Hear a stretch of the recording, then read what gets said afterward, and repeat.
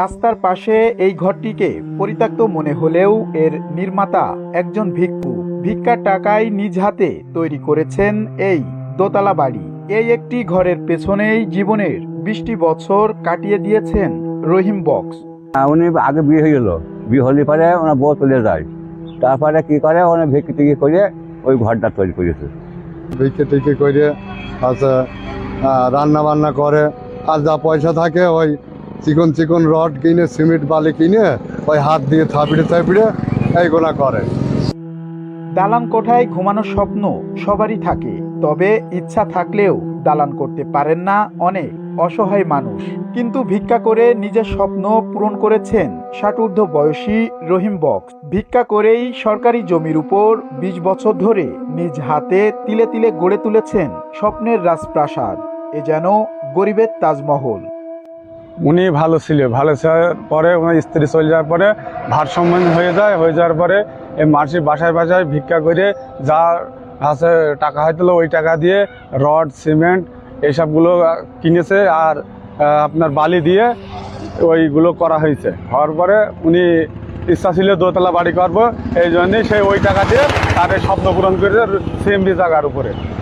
1 tin বালি, 5 KG cement, সেটা rod ভাঙড়ির দোকান থেকে কিনে নিয়ে ওই যে দিয়ে তৈরি করে। উনি তো একবারে তৈরি করে না, উনি তো ওই 5 কেজি বালি, 5 KG 1 KG 5 KG cement, 1 tin বালি মাথায় করে নিয়ে এলো, ভাঙড়ির দোকান থেকে সেটা রড নিয়ে ওই থাবড়িয়ে তৈরি হলো। উনি হলো ওই ঘরটা ওনার ওই স্বপ্নের ঘর।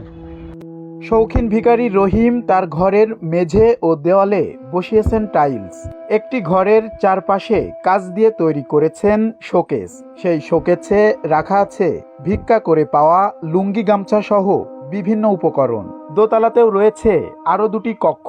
প্রতিদিন সকাল ও বিকালে এখানেই রান্না করেন রহিম বক্স। কোনোদিন আলু ভর্তা বা কোনোদিন সবজি। এভাবেই কাটছে তার দিন। একাই করেছি একটা সিমেন্ট বালি ওই অল্প অল্প টাকা দিয়ে কিনি এটা করা হয়েছে। ওই খাওয়া দাওয়া হোটেলে নিজে রান্না করি।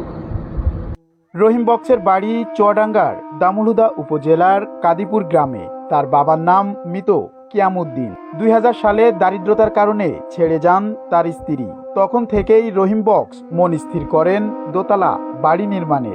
ভিক্ষাবৃত্তি করে একটু একটু করে নিজ হাতে শুরু করেন বাড়ি নির্মাণের কাজ। এভাবেই দীর্ঘ 20 বছর পর তৈরি করেছেন তার স্বপ্নের সৌধ। তবে এলাকাবাসীর মতে রহিম একজন মানসিক ভারসাম্যহীন ব্যক্তি। স্ত্রী চলে যাওয়ার পর থেকেই তার এই অবস্থা। বিভিন্ন সময় সড়ক বিভাগ উচ্ছেদ অভিযান চালালে বসতঘরের উপর বসে থাকতেন তিনি।